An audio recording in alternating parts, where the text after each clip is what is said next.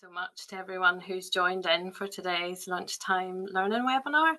Yes, my name's Jennifer. I'm employed by Action for Children here in Northern Ireland, and I manage a SureStart project in Ballymena and the Antrim localities. And I've had the privilege of being in this role for almost 12 years now. Today, Darren and I want to walk you through the journey that we are on, both as a project and as an organisation, in increasing the visibility of dads and services, creating a service which values the role of fathers in the lives of their babies and their young children, and how we support men to become involved fathers from the antenatal period and beyond, and empowering dads to develop warm and responsive relationships with their babies and their children. So the presentation will focus largely on the ways that we are becoming more family inclusive through a Think Mum and Think Dad approach, which is based on the firm evidence that a baby's relationship with their parents or caregivers is a foundational building block for healthy growth and development, and particularly in those first 1001 days of a child's life, which is the period marked by rapid brain growth and development. So throughout today's presentation, I will refer to both dads and fathers interchangeably within the context of family. And these names are intended to be inclusive of the many identities of fathers in Northern Ireland today. We recognise that families are constantly evolving. Some men will live with their partners, others will co-parent. Some have adopted children, others have the role of stepfather. And although in society dad is often linked to the biological father, the role of father is not necessarily tied to a genetic relationship or to only one man, all of whom can be very important father figures. So it's important for me to stress as well that I'm not a father, nor have I lived experience of that journey into fatherhood.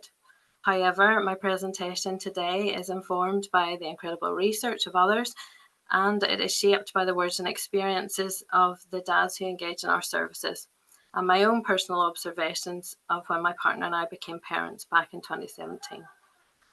There are three main pieces of research that have informed today's presentation, and I've listed them at the end of the slides, but they do include the dad factor, which a briefing paper, which was completed by Dads Direct.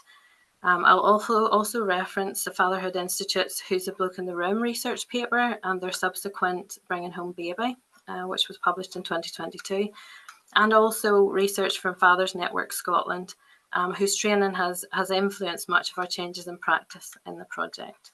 So first of all, a wee bit about who we are and what we do. So as I mentioned earlier, I'm employed by Action for Children, as is Darren. And Action for Children is a large UK children's charity which supports and speaks out on behalf of the most vulnerable children and young people in Northern Ireland, and has been established since the year 2000. In that time, Action for Children have developed 17 services. We have 195 employees. 10% of these employees are male, and we are based in the heart of local communities. So last year, we helped over 13,000 families, children and young people who were involved in SureStart projects, young carer support, family support, early intervention, and supported accommodation and fostering services. The children and young people that we support face some of the most difficult problems in life. Some don't have the basics, from love and care of family to regular routines such as mealtimes, and others have to overcome physical or emotional challenges. And we help these children to fulfill their potential by providing services to support their individual needs. We provide family support projects ranging from working intensively with vulnerable families to running parent programs, supporting young people with mental health, emotional learning, behavioural or housing difficulties, or those who are living in domestic violence with a focus on early intervention. We operate 8 family support hubs across Northern Ireland, and we have our Action for Children foster care service, which provides high quality foster placements for children who cannot live with their families. As we mentioned there before, Action for Children are a proud delivery partner in SureStart services in Ballymena, Antrim, Downpatrick and Waterside in Derry, and we aim to enhance the life chances of young children not to foreign their families through the SureStart programme, which is fully funded by the Department of Education. So now I want to explore a wee bit more about Ballymena and Little Step SureStart project. So we work across 11 ward areas in Ballymena and Antrim. We work with babies, children and their parents from the antenatal period until a child turns 4 years old and transitions into nursery preschool education. Each SureStart service is comprehensive in its approach, and it is a truly holistic programme. It integrates a wide range of support, particularly to those children and families living in the top 25% of disadvantaged areas across Northern Ireland. So at SureStart, we provide a variety of services that address different aspects of a child's development, including health, early education, and social and emotional well-being through a Think Family lens. And the picture included in this slide is one of our dads who attends the service with his daughter at baby massage. The programme supports not just the child, but also their families through parenting classes, health advice and family support and peer services, which again helps to create a nurturing environment for babies and children's overall development. It's important to note that SureStart's partnership working is at the heart of SureStart across Northern Ireland, and we work very closely with local services, including statutory and other community organisations, to ensure that families receive coordinated and streamlined support. As you may or may not know, in contrast to England, the Department of Education has retained all 38 SureStarts in Northern Ireland since the year 2000. And this investment is testament to their commitment to giving children the very best start in life. So already, as we've kind of covered there, the SureStart model, within the SureStart model, there's a strong commitment to be inclusive and offering support to all families in the community and recognising and addressing the diverse needs of babies, children and their mums and dads. However, over the last decade, we'd noticed that our registrations were a bit slow, our engagement was patchy, and we recognised the gap in our service, which was a concern for us because of what we already know from research too. So we know that early interactions and relationships with mums and dads are essential for healthy brain development and laying the foundations for growth. That a stable and nurturing environment provided by mums and dads helps children to feel secure and safe. And this emotional support is critical for developing resilience and healthy emotional regulation.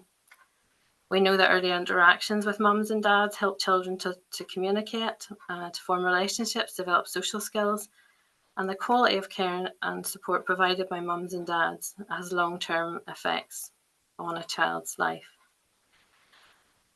But greater than that, dads specifically play a crucial role in cognitive development. So we know that children with positively involved dads tend to have better cognitive outcomes. That dads' involvement is linked to healthier children. So that includes both physical and mental well-being, as children with engaged fathers are more resilient and therefore less likely to experience emotional and behavioural problems. Fathers help children develop strong social skills. Positive interactions with dads teach children how to form healthy relationships and to navigate social situations effectively. Dads provide essential emotional support, helping children feel secured and valued. And this emotional foundation is critical for building self-esteem and confidence in our youngest children.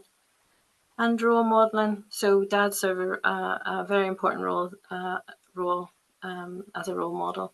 They demonstrate behaviours and attitudes that children will often emulate, which influences their values, ethics, and their future approach to life.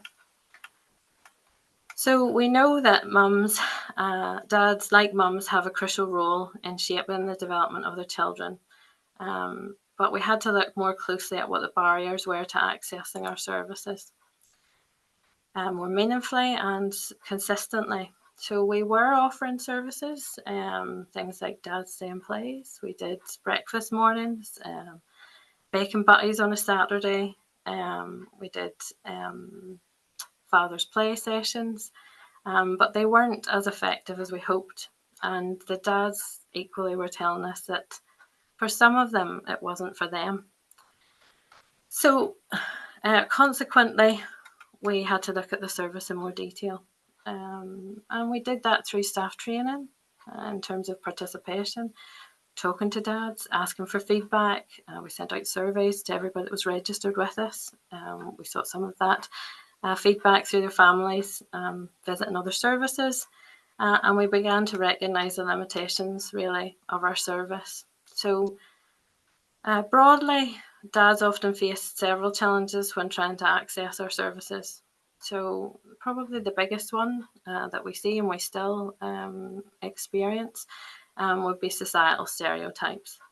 So whilst we are seeing a huge increase of more involved fathers, we still see the traditional gender roles where mothers are painted as the primary caregivers. It can make dads feel like they're outsiders in those family support programs, and that stereotype can discourage dads from seeking help or participating in programs.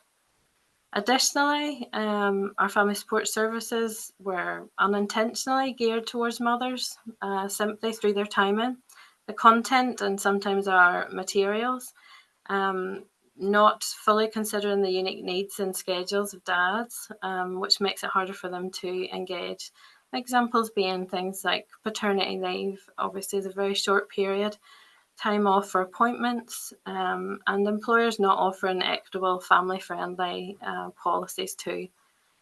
Additionally, economic and time constraints are a huge factor. So dads, especially those working long hours or multiple jobs, find it difficult to attend programs that are not scheduled around their availability.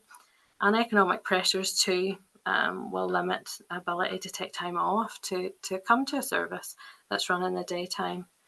And additionally, we'll expand on this a little bit further in the presentation, the mental health stigma. So again, dads struggling with mental health issues, we're feeling reluctant to seek help due to the stigma and again, lack of awareness about available resources, compounded really by a lack of targeted mental health support for dads, and again, societal structures. So very short paternity leave period for certainly for men in the postnatal period.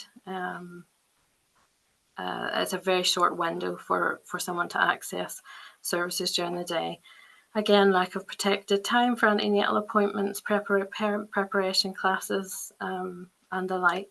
So I have a quote from one of our dads here in the service, just mimicking what we're saying there in terms of societal perception. So having a small human can be hard to deal with, and my wife's parenting style is the preferred option by our child. So I often feel isolated, unloved, and like I'm getting it wrong, despite trying my best. And to expand on that, we had another dad too who was reflecting on a parent conflict with his partner. Their child was around 19 months and had been throwing items on the floor at meal times from his high chair. And mum and dad's approach was in conflict. And mum explained that the child was exploring a schema, something that she had learned in one of the classes that she had attended. And dad's a reflection, which I think is very powerful, was that perhaps if he'd had access to the programs and the education, knowledge, and information that she had, then perhaps he would know this too. So, how we moved forward. We started with a welcoming environment, thinking more mum and dad friendly. So we started by auditing our environments. Representation is really important to us all. And we looked at how welcoming we were to both mums and dads. How many images did we have of dads on our sites? What were the images? An example we picked up from training with the Fathers Network was an audit that they'd done of a maternity unit, and the only image of a dad was being cuffed by a policeman in terms of a promotion for domestic violence service. Were our resources inclusive? Did dads feel welcome when they came? Were they visually represented? So we started with small and subtle changes around the site, which I've tried to include some photos here of some of the posters, some of the photos, our pull-up boards, some of our resources that we use. We softened areas as well to become more neutral. We increased our visual images of men to celebrate and value the role that dads play in the lives of their children. So valuing that face-to-face, valuing interactions, play, and celebrating the role of involved fathers. And we also invested in resources. I've used one of those in the left-hand corner there, the Dad Pad. So it's a father-specific resource. And it was designed, developed in collaboration with the NHS, which is packed full of practical information and skills to help fathers support themselves, their partners, and their babies. Because the needs of mums and dads do vary, particularly in that antenatal period. So alongside this, we had to start thinking about how to diversify our services in more meaningful ways, and so that they were less tokenistic. So all the photos that I've included here are of services in our project. Mums tend to have a head start when it comes to bonding with their baby, given the position they will be in carrying their baby. But that father-child bond can be happening from conception too. So we increased our services to offer mum and dad services from the antenatal period, and that was things like hypnobirthing, which is over here, the black and white photo, parenting education and workshops, and some more recent development that we've had are dad-only antenatal services. So focus on how dads can prepare for fatherhood, and practical advice too of how to support their partners in labour, birth, with breastfeeding. So expanding on the advice that parents will be getting in that antenatal stage, but focusing more on what dad's role might be within that. So even the likes of breastfeeding, that dads are encouraged to get very involved in bath time after mum's potentially given a feed, and ways and resources that they can rely on in that time. We provide lots of key messages to both parents. So the importance of skin to skin with mum and dad, that eye contact, the touching, talking to your bump, how all of that's moulding how their baby sees the world and how it's setting them up for life. We changed when we offered these services to include evenings, and now we offer consistently services across 2 evenings in the week. And we know as well from experience that antenatal period is a really fantastic way to build that practitioner and family relationship too, because it makes it much easier for families to reach out in the postnatal period. Both mums and dads alike are biologically programmed to parent in unique but complementary ways. And as a parenting team, these transitions help meet the needs of a newborn, sharing that burden of care, and all of that allows for really good foundations to develop. So from research, we know that mums are more likely to respond to and bond with their child through affectionate care and intimate nurturing. And dads, on the other hand, are more likely to respond to and bond with their children through skill building and physical play, rough and tumble. And through this, dads are helping to develop their child's resilience. All of these activities help the flow of oxytocin, which is that lovely love hormone, which helps little brains to thrive, and it helps mums and dads' brains too. So each parent brings diverse perspectives, and that really should be celebrated within services. So some dads are more comfortable in a group, others at an event, some with just dads, some in services with partners. And so our services have adapted around this. So through these photographs here, we've got dads only services. This is some mindfulness parenting that we explored in a workshop. We have dads only baby massage. Singing is an activity that often can make dads as well as mums feel a bit self-conscious, and we find that offering some of these services in a dad focused way is really helpful. We have some of our services, like I say, will be fully inclusive of mums and dads. That's really the aim. Up in the right-hand corner here, we have a bedtime story time event. Again, the timing of that allowed for greater inclusivity. And we had just beside that, we've got a Grow, Cook, Eat program, which was focused on healthy nutrition, budgeting, and being outdoors. And again, we offered that both to mums and dads and as a dad-only activity. We've some rough and tumble play here. We've had events and visits from other services. So we've had to really diversify our activity to recognise the impact on the child when dads are involved. It can only go to benefit. Again, the timings of these services is important, and it's trial and error. And every cohort or every year brings about different needs, and we have to flex to be able to provide the most inclusive service. So additionally, on our journey of change, an investment in training and educating the whole workforce was important. So prior to 2021, we had a small number of the team trained in specific programs like Father's Reading Every Day, which we accessed via the Fatherhood Institute, and additional trainings in terms of working with men. But in 2021, we embarked on training via the Fathers Network Scotland for our whole staff team. So that included from our reception staff to our early years team, family support teams and health teams.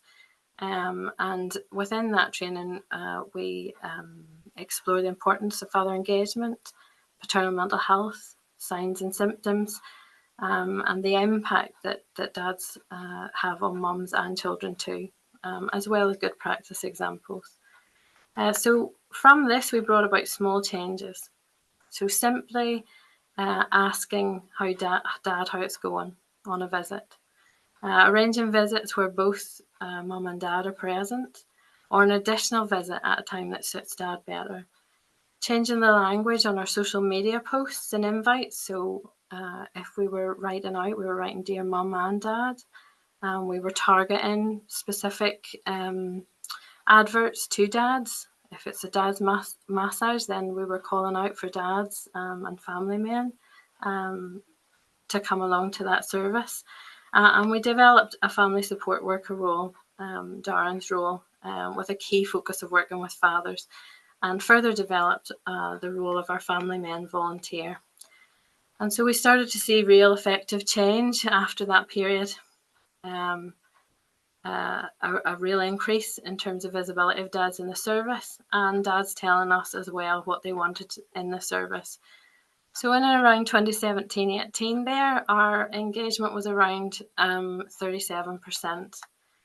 27% the year after, again 37, 47% the year after that. Now, COVID brought about a very unique opportunity for us. So during that year, whilst we experienced a small decrease in the registration of fathers, so we normally set around 280, 300 family or fathers engaged at registered at any one time. We dipped slightly to 200 during those COVID years, but what it did provide us with was more access to dads. So there were a greater number of dads working from home, and there were additionally a number of dads who were furloughed, and this meant a greater opportunity for us to engage with those dads. and we've consistently been building since then.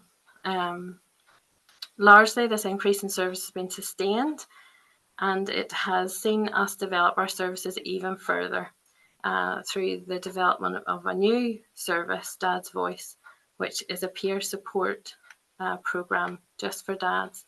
So I'm going to stop talking at this point and hand over to Darren, who will expand a wee bit more. Thank you, Jennifer. My name's Darren. As we've said, I'm a family support worker within Ballymena and Little Steps SureStart, and my main focus is supporting dads and getting dads to engage within our services. But most importantly, that I'm a father of two, so I have lived experience of being a dad, knowing the challenges and the expectations. So within the last 4 years within my role, as we've seen, it's expanded and changed, and it continues to do so. But one of the newer programs we have started is Dad's Voice, which is the peer support group, which is open to all dads or family men within the Northern Health and Social Care Trust area. But I want to look at why, first of all, why we set up. So I have a keen interest in supporting dads with their mental health and their mental well-being, and helping them have access to support, places to go where they can feel safe and comfortable. So why supporting dads' mental health is important. As we've heard from Jennifer, dads play a vital role in a child's development, and strong mental health for the dads allow them to be present, patient, and supportive dads and partners. And if we support the whole family within the early years stage, then the outcomes for the family and the development of the child will be so much better. We've also looked at the challenges dads have faced: work-life balance, financial stress, relationship changes, lack of sleep, and unrealistic expectations. We're in a society now where people have Instagram and it's like, oh, this is the perfect family, but that's not real life, and we all know that. So we have to support families to have expectations that are realistic. And then there's a big area of dads' mental health, particularly within the perinatal period. So there's lots of statistics out there that 1 in 3 dads will have some sort of mental health deterioration within the first year. There's 10% of dads become more depressed within the perinatal period. And like 1 in 5 dads feel totally isolated because they have no access to services, or they don't feel like they have access, and they feel isolated, and they feel that they're not welcome to attend. So this is where Dad's Voice came from. So it came about from a community desire for more services for dads and for a safe place for dads to talk about their mental health. Initially, we had conversations with Aware and I about setting up a peer support group, and then we linked in with another mental health charity called Turning Point within Ballymena, who then helped co-facilitate the group. And the idea behind it was to create a peer support group that provides a safe place for dads to share their experiences, get advice, connect with other dads who have the same understanding of their experience, learn some coping mechanisms, and get other resources. Peer support also helps build a support network, and knowing that you're not alone can make a huge difference. So we started Dad's Voice in July 2022, I believe. And it was a big step, because there's a stigma around that men won't go to peer groups, they won't talk about how they're feeling, they won't talk about their mental health.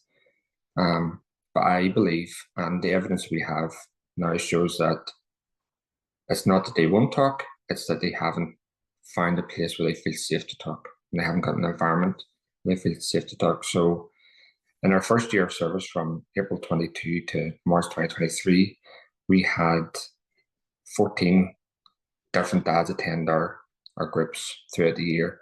But last year that was increased to 22 dads. We have a core group at about 6 to 7 who attend on a regular basis, and then we have ones that sort of drop in and out. But sorry, I've lost my train of thought. Yes, so we have ones that drop in and out, but the core group have created a network and a support mechanism where they know where they can turn to when they need support or they need advice. Dad's Voice runs twice a month on a Tuesday evening. Currently, it's running in Ballymena only. Ideally, we would love going forward that we have a bigger reach. But I can say how great Dad's Voice is. But I think if we look at some of the feedback from the dads that we've got, it's their service. So what they say about it makes the reason for us having it. So the first one is the birth of our first child was quite traumatic experience. I felt completely helpless, struggled with the pressure of becoming a dad, feeling like I needed support to support my family physically, emotionally, and financially. But they had no one to turn to discuss this with. The second one is being a dad has been a huge plus for my mental health. That I have the love I have for my child and the joy that she brings each day is a lovely and meaningful thing. However, it was also hard work being a husband and a dad because their role models and responsibilities need to be taken seriously, and sometimes fatigue and frustration kicks in, and these things 100% impact on your mood. And then the other one, the group was a warm and welcoming environment away from the stresses of home. Going into the judgment-free area was a huge relief, especially when I nervously admitted a feeling and another member confirmed that they felt the same. Turns out that issues faced and feelings are quite common, and there are reasons for this. The feelings and the frustrations of dads, it's very common, and I think if you're isolated, then you don't realize that actually this is a normal feeling that other people have. And going to a place where you can talk with other dads and share your experiences actually helps you realize that, and then it helps you get new coping mechanisms and just support. I have another wee bit of feedback that I want to share. It's not on the screen. One says, I've tried to open up before, but no one ever follows up beyond the initial 5 minutes of conversation. Having a regular meeting with people who can relate, care, and follow up with situations is fantastic. And that, to me, is why Dad's Voice is there. It's regular. They can talk to people who relate, and who can follow up. And then, if they need additional support, then we can signpost them on to other bespoke services. So yeah, and then in February of this year, there was a BBC news article that some of our dads from our group spoke about the importance of the postnatal mental health and how to encourage dads to support and to get support. So yeah, so that's Dad's Voice. We hope it continues to grow. And we'll see there. Thank you. And really, I'm coming to a close now, but obviously some of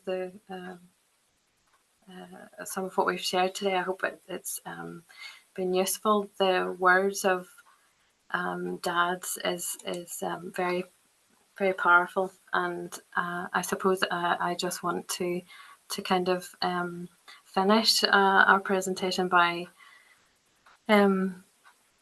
stressing that actively listening to feedback has been really essential for us in our outcomes-based planning. As you can see, not only does it reinforce what we're learning from research, from our trainings, but it's really helping us to shape a meaningful service as well, and to narrow some of those gaps of opportunities for both children, for the mums and for dads. As you can see throughout the presentation, subtle changes can have a really huge impact, and just stopping and remembering to ask Dad how he is too, inviting dads directly to services, tweaking the times and availability of services, and investing in whole staff training has really helped us to become more dad friendly, and it is a journey that we will continue to travel. So thank you again for having us today and for listening to our journey.